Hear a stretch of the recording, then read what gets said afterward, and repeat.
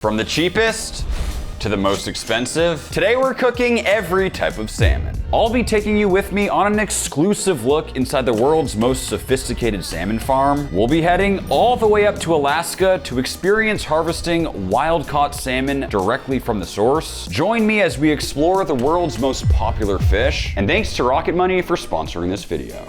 And starting off, we have pink salmon, the cheapest money can buy. And I've heard this one tastes and smells absolutely disgusting. It typically comes in a can or as pet food, so sourcing a whole fillet like this was surprisingly difficult. Very interested to see how it smells. Ooh, not very good. That is fishy. Oh, I mean, the color on this salmon is just so pale. It's like falling apart. I know you shouldn't judge a book by its cover, but it just don't look right. Now, for each type of salmon, we're gonna cook it two ways. The first, from each type of salmon, we're gonna take a fillet and pan-sear it with crispy skin so we can compare the flavor of all of them as a control. But as you guys know, on this channel, we like to have fun. So what we're also gonna do with each type of salmon is try some of the craziest techniques on the internet. Starting with pink salmon meatloaf. We'll take off the skin, then poach with lemon and dill. It's been about 20 minutes and it should be done. Honestly, doesn't look terrible now that it's cooked, but we'll combine with a bunch of butter, chives, lemon juice, salt, and pepper, and we'll blend it up into a paste. And now we'll whip out our mold, laying down a nice layer of lox to kind of form a seal. Now we'll go in with the salmon pate, then a couple stems of asparagus. Or is it asparagi? Asparaguses. Finishing with more of the salmon meatloaf mixture, getting it nice and spread out, along with a final layer of lox. And just like that, our salmon meatloaf is done. Ta-da! Salmon meatloaf. So the truth is that this is actually called a terrine as opposed to meatloaf, but I think we can all agree that meatloaf sounds better. Shout out to my buddy Adam for the inspo on this one. I mean, this looks awesome. The asparagus is so cute. It's like little eyes. Don't you guys think this would be better with a cracker? Ta-da! Wow. I always carry 3 crackers in my pocket. Cheers. Mmm. Wow. One of the best salmon dips I've ever had. Because I'm used to smoked salmon dip, this basically replaced all of the smoky flavor with a fishy flavor. It's more of a pate than a dip, which is why I feel like it can get away with that like more fishy flavor. I really like it. When I was a kid, there used to be a salmon cream cheese, and this kind of reminds me of it. Now for the control. It's not good, but it's not bad. For me, it kind of tastes like when you go to a not super nice restaurant and order salmon, and you hope that it's gonna be really good, but you know it only costs like $12. It has a dense fishy flavor for me, almost making it bitter. Significantly higher scores than I was expecting for our cheapest salmon of the day, but either way, let's move on. Next up, we have Chum, aka Kita, and honestly, I've heard some questionable things about this one. I've even read that it's typically reserved for just dog food. With a 3.8% fat content, it is the lowest of the day. You can see how it has a relatively pale, not super striking orange color. It smells kind of fishy. We'll start by taking the fillet, which will be used for the comparison. I mean, that is just so insanely lean. There's literally no marbling in there. Now we're gonna remove the skin. We're actually turning it into salmon jerky. Regardless of what type of meat you use, when it comes to jerky, you generally want a low fat content, so this should work well. And we'll gently add the salmon to the marinade. And we'll let it marinate for a few hours. It's been exactly 3 hours, and we'll let this salmon dehydrate. Well guys, that one took 6.5 very long hours. I'm excited about this one. It developed some great color and the texture seems perfect. Chum salmon jerky.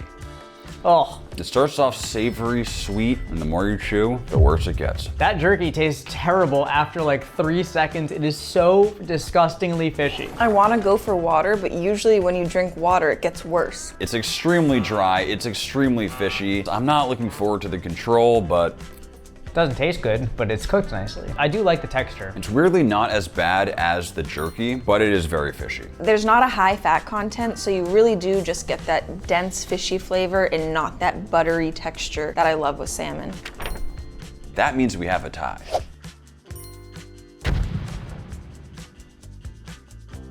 And next up we have Atlantic, by far the most popular species of salmon consumed globally. Now, 99% of Atlantic salmon is farmed, but what does that actually mean? We're going to the source to find out. So we came to a fish farm. And we're starting at the hatchery. This is an exclusive look at how Bluehouse salmon literally go from an egg to the dinner table. Step 1, 400,000 eggs arrive every 7 days. 3 weeks after hatching, they look like this. I had no idea how cute baby salmon were. Step 3 is called start feeding. With tens of thousands of fish per tank, the temperature and current is precisely adjusted to mimic nature. I even got to feed them. Holy crap, is that from there to there? And there's 36 of these. The scale of this place is just mind-blowing. As the salmon grow, they're moved to larger and larger tanks. At this stage here, they're 14 weeks old. Here they are at 21 weeks old. We even got them feeding in real time. And this new room is where big changes start to happen. So up until this point, all the fish have been going with the current, but for the first time, you'll notice how some of them are going against the current. It's at this point that the fish are ready to start swimming in the ocean. Our salmon are officially in the ocean, and we've made it to the 450,000 gallon tanks. And these are extremely happy salmon living under perfect conditions. In terms of density, it's 5% fish to 95% water, which is ideal. Highly advanced systems feed the salmon as they continue growing. The over 2-year life cycle is complete, which means it's almost time to eat. We're going from farm to food. Food safety is the #1 concern, so got all suited up. First step, the fish are beheaded. It's the perfect harmony of human skill and advanced machinery as fillets are separated and processed. This final machine cleanly removes all the pin bones and the life cycle is complete. These stunning fish are packaged up and ready to go. Let's get back to the kitchen. It's gonna be a long walk. That was wild. This thing is absolutely beautiful. As you can see, it is still extremely stiff. Believe it or not, this fish is way too fresh to be eaten today. This fish was literally harvested hours ago, and the muscle fibers need to relax before it's ready to eat. The same concept applies to beef, and it's why aging leads to tenderness. Instead of just leaving it in the fridge, I'm actually gonna dry age it, which should really take this over the top. And just like that, it has been 6 days. Let's check them out. Believe it or not, dry aged fish actually has zero smell if it's done right. It's extremely clean and is sometimes described as tasting more fresh than quote unquote fresh fish. And as you can see, there's now this super hard exterior. We'll have to see how the meat on the inside looks. It is just so hard after the dry age. And this is a ridiculously sharp knife. Now I'm just gonna follow the bone with my knife, coming across. And this is what we got. That looks beautiful. I'll start by removing this top loin for sashimi. You might not know this, but most sushi salmon has actually been cured in salt and sugar for better flavor and texture. And we've let it cure for about an hour. I have to say there is a surprising amount of liquid that's come off of this in such a short period of time. But either way, now I'll just give them a quick rinse. Especially after that cure, I mean, the color is just looking so incredible. It's also firmed up just a touch. Time to slice. We'll take our slices against the grain, and that right there is some picture perfect looking sashimi. It is so tender. That might be one of my favorite foods. So tender, it breaks apart so nicely. It's firm yet tender at the same time. There's a slight change in flavor, like it's a little bit more concentrated. This is still extremely clean and just incredible. Okay guys, I think it's very clear we all loved the Atlantic salmon in raw form. Let's see how it is once cooked. That's what I would expect buying at the store. It's just kind of your standard salmon. Very juicy. It clearly has a way higher fat content than anything else we've cooked today. Fairly mild flavor, but I love it. We're finally getting into some good territory. This in particular is a very high quality Atlantic salmon, but if we're looking at Atlantic salmon in general, I think this is a fair score.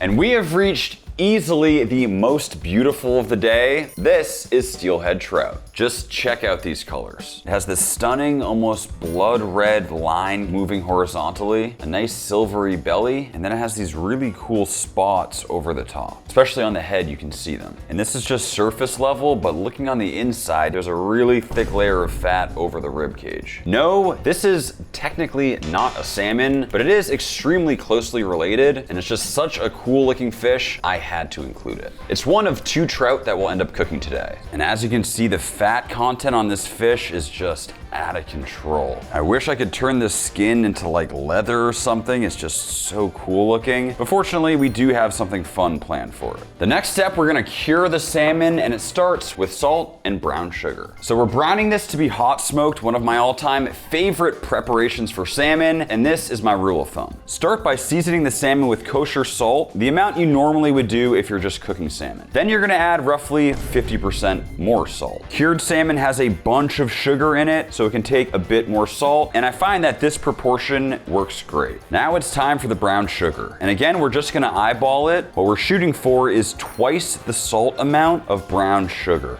Make sure you get both sides. And now we'll ideally let this sit in the fridge overnight. And just like that, our salmon has been cured. As you can see, tons of liquid has come out, which is to be expected. I gave it a gentle rinse, but the real key here is getting it extremely dry. Best case scenario, you'd actually leave it in the fridge to dry out even more, but this right here should be fine. Now that it's brined, we're gonna hit it with my favorite trifecta of seasonings when it comes to hot smoked salmon.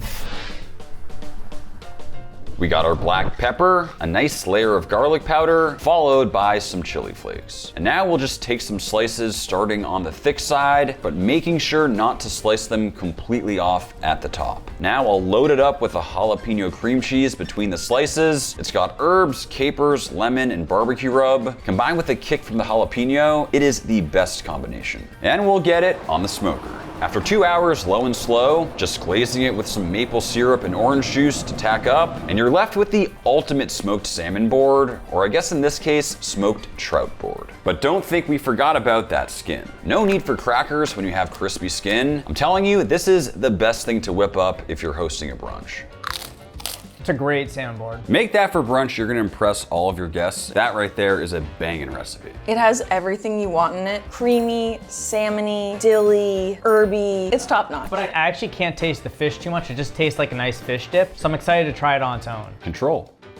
It's so buttery. The thickness of each flake layer is so perfect. It has a nice, strong, but not overly fishy flavor. Very well balanced. I think it's a great fish. It might even be too rich for what I prefer. Personally, I'd like it a little bit less fatty. That is crazy high. It's so good. Salmon's out, trout is in.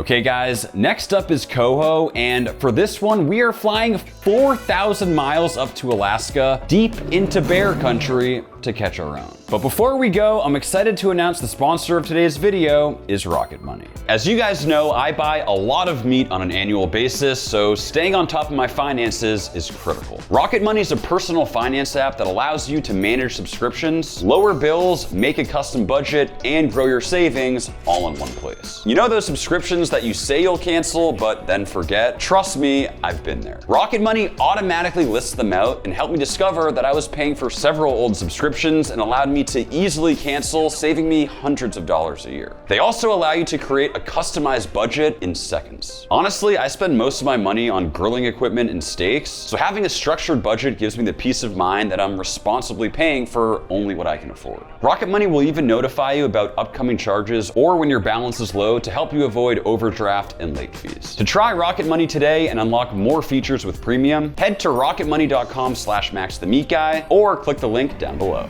I'm scared of flying almost as much as I'm scared of bears, so that was one way to start the trip. But fortunately, we made it. Let's see if we can find ourselves a fish. We found some fishermen hauling in the freshest of the freshest wild coho. They're native to Alaska and have an unbelievably unique life cycle, migrating thousands of miles. They're some of the most sought after fish, therefore processed near the docks for optimal freshness. But you already know we're not coming all the way to Alaska without at least trying to catch our own. We fished for a solid 2 hours, then finally got lucky, and it was time to cook them up. So we got our fish, but just found some huge bear tracks. If you're seeing this, it means we're still alive, but we'll see. Jumped in a kayak, found a deserted island, started a fire, and got the coho over coals. Threw on a little teriyaki and some lemon, and let's get back to the studio to give Sophia and Kyle a taste. So Kyle, believe it or not, I cooked this salmon on a bear-infested island in Alaska. Wow. The fish is definitely a bit more dense, but I think we need to try the control to really see how it stacks up. It's still dense. And it's almost like the salmon flavor is more concentrated. It has a way stronger flavor, and I definitely prefer that. I actually really like this one, and I think it's a nice contrast with a lot of the softer ones we've just been eating. I'm gonna be honest, it's not my favorite. The texture's firmer. It kind of has a really dense fish flavor. It's almost like this is grass-fed versus like a highly marbled Wagyu, which is like what the Atlantic's Yes. like.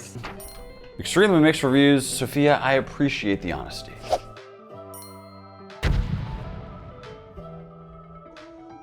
And next up, it's Arctic Char. And the quality of this fish looks absolutely incredible. Extremely vibrant orange, and the muscle fibers look very tight and clean. But what's coolest for me is checking out the skin side. If you look close, there's these little light pink spots, super unique and beautiful. And I'll start by quickly removing the skin from all of these Arctic Char fillets. Now we'll just season up all of our fillets with some salt. Don't want to go too heavy as they are pretty thin, and some black pepper. Now we'll roll out the puff pastry and actually gonna see if I can slice this up into the shape of a fish. Arctic Char down, topping with this goopy spinach and cheese situation, egg yolk to keep it all together, and as you can see, yes, we're turning this into a salmon Wellington. A Salington, if you will. More egg yolk over the top, we'll detail with some scales, finishing with salt. It honestly doesn't look half bad. And into the oven to bake. We got a nice golden brown color, but as you can see, we didn't overcook the inside. Still nice and moist, which is key. It's like a little salmon in Wellington form. Another stellar omnivorous Adam recipe. That is incredible. It's almost like a quiche. Yes. It kind of reminds me of spinach and artichoke dip, but with a little bit of salmony twist to it. Though I will say it's almost impossible to actually taste the Arctic Char with all those flavors going on. Let's taste the control. It's very, very steaky, like swordfish texture. It is more dense, but not in a bad way. Though I will say flavor-wise, there's a slight like twang to it. I like it, but I don't love it.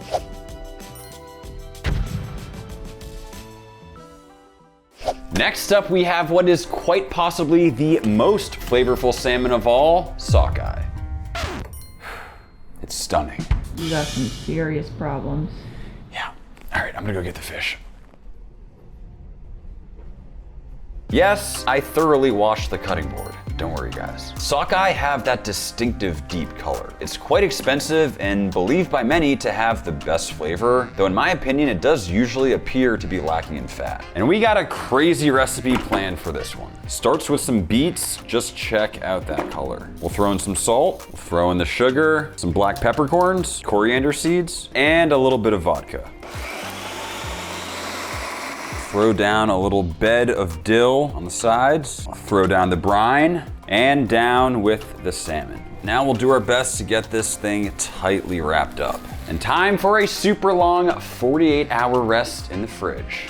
Well guys, our 48 hours are up. This is what we got. You can see how a lot of that liquid ended up escaping, but let's open it up and see how we did. You can immediately smell that dill. This is looking crazy. And as you can see, we're left with this beautiful deep red color. One thing I am noticing is that there does appear to be a significant amount of salt and kind of beet mixture that didn't really absorb. So we'll have to see how the salt content is. Gave it a super quick rinse, and this is what it's looking like. You really get that beet and dill smell, and I can tell by touching it, it's a lot more firm. And now we'll start taking our super thin slices at an angle. Definitely easier said than done. It is quite delicate, but the results are some paper thin, perfect slices of lox. I can't believe how well this seemed to have worked. Now, of course, we have to do it. Lox and cream cheese bagel with all the best toppings. This might just be the hardest I've ever worked for a piece of fish, but at least visually, I think we nailed it. Kyle, my leg has been touching your knee way longer than I would ever want my knee to be touching your knee. Just for reference here, this is what I'm seeing. It ain't right. That combination of a bagel, cream cheese, capers, dill is just perfect. I could eat that every single day. I mean, that is legit. And interestingly, that beet flavor is extremely intense. Honestly, almost too intense. And it looks sick. All right, let's try the control. I feel like this is one you either love or hate. I hate it. Really? So dry. It's a super intense fish flavor. It reminds me of the chum salmon. For me, it's almost like a very dry aged steak. I don't think I'd want to eat a whole big piece of salmon though like that. Yes, it's lean, but if you can appreciate the strong salmon flavor, it actually might be my favorite. That is crazy. Next up, all the way from Japan, we have an extremely special one. This is a cherry trout, also known as sakura masu, and this is my very first opportunity to cook one. This fish is only available during springtime, and it's one of the few salmon-like species native to East Asia, and it is highly prized for its beauty and taste. It has a silvery body with pink and reds, and a distinctive cherry blossom-like coloring during spawning. Guy's got some crazy teeth on him. Don't eat me. And for this one, we got something very cool planned. I'll start by filleting like normal. This is a really expensive fish, so doing my best to avoid wasting any of it, and we'll tweeze out those pin bones. Now, it looks like there's pretty good fat content on this one, especially in that belly area. And we'll get that skin removed. The plan is to cook the fish and skin separately. Olive oil and the skin down. We'll hit it with some salt, then we'll throw a little weight on top and get it into the oven to get crispy. And now we'll take some slices. What we're making is a sort of fish mosaic, so we need these long, equal strips that we'll season with salt. And the next thing we'll need is seaweed powder. This is gonna give some interesting flavor as well as color. From here, we're just coating each piece of the fish in that powdered seaweed. It kinda looks like glitter or something. Now I'll just bunch them up and tightly wrap with cling film so it's one cylindrical log of fish, getting it nice and tight, tying off the ends. We have our sous vide bath set to 115 Fahrenheit. I really hope this thing is waterproof, but in she goes. And we'll let it hang out in the hot tub for 30 minutes. While that sous vide's, we're gonna finish preparing the rest of this dish. We have a super flavorful Japanese dashi that we're gonna strain out right now. It has all sorts of flavorful ingredients like miso, yuzu kosho, ginger, garlic, and kombu. I mean, it is packed with flavor. That is incredible. For a pop of color, we also have this stunning spinach and yuzu kosho liquid. It just smells incredibly fresh. The color is insane. And just like that, our little salmon package has finished sous videing, and it's actually been 24 hours. We let it chill in the fridge. I am very excited to slice into this thing. I really hope this worked. I mean, that is just such a cool looking cross section. If it tastes as good as it looks, then we're in for a treat. We'll plate with the dashi, the spinach yuzu kosho liquid, the mosaic, and we of course can't forget about that crispy skin. It's become shatteringly crispy, which should be the perfect contrast to the soft, rare fish. I love the subtle seaweed flavor on there. I was afraid it would be overpowering, but it's just this perfect little surprise. The texture is just not cutting it. It's very mushy and it's fishy. It's too soft, but I agree with Sophia that like dusting of seaweed gives it such a different flavor than a piece of seaweed would. If it was raw, it'd be 10 times better. I mean, this dish is completely different than the control, so let's give it a shot. Now that is what I'm talking about. That's my favorite fish so far. Perfect texture, really tender, not overly rich. It's so well balanced. It has a little bit of everything. I actually like this one even more than the steelhead trout. Soft texture, good flake to it, still fatty, but not overpowering. As I said before, salmon's out, trout is in.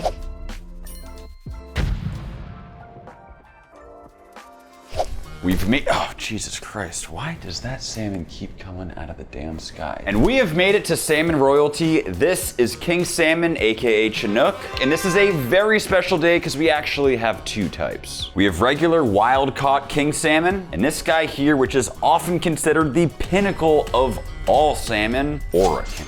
It's our most expensive of the day and debatably the best tasting salmon in the entire world. Some call it the Wagyu of salmon. I mean, this fish is just absolutely stunning. Super wide body to it, and the colors are just beautiful. So step one, we're gonna remove one side of the Ora King to compare it to the wild. And even just right off the bat, I mean, look at the color and fat content of this fish. This is gonna be special. And that right there is some of the most beautiful salmon I think I've ever seen. It has such defined marbling, and the orange color is just striking. Now, that compared to the wild king salmon, honestly, this wild one looks terrible comparatively. It's way more pale, and while there's still some marbling, there is significantly less. I mean, that is a night and day difference. But what matters most, what does Tibby think?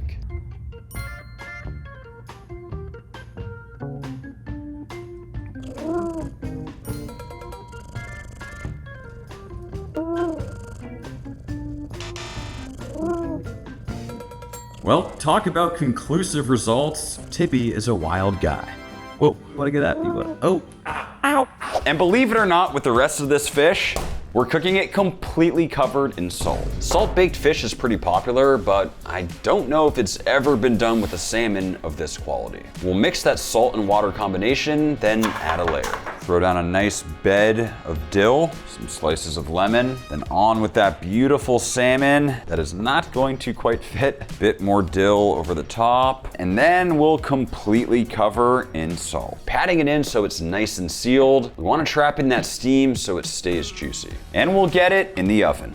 And our salmon should be done. As you can see, the salt is rock solid. Let's crack into it. Whoa, the skin is actually coming off super nicely. I mean, it's peeling right off. I'm dying to see how this is. Take a slice here, and I mean, it looks just packed with moisture. We'll start with the salt-baked Ora King. That is beyond juicy. It's like insanely soft. I love it. It's almost like that salt coating has been dry brining the salmon, pulling all this juicy yumminess out of the fish. Now we'll move over to the control and taste the normal king. Definitely doesn't feel as rich as the salt-baked one, but definitely a high quality salmon. It has the interesting flavor of the sockeye, but a better texture, kind of like the Atlantic. I think it's a really nice middle ground, actually. It's a bit tight in texture, but I don't love it. Now we'll move on to the Ora King. Whoa. It's like the Wagyu A5 of fish. Yes. It's insanely rich, incredible texture, incredible flavor. It's the best salmon I've ever had. It's juicy, it's tender, it's flaky the way that I want it to flake. There's a reason that is the most expensive salmon. Honestly, I would have gone higher, but I know if that was dry aged, it would just take it to the next level. But clearly we loved it.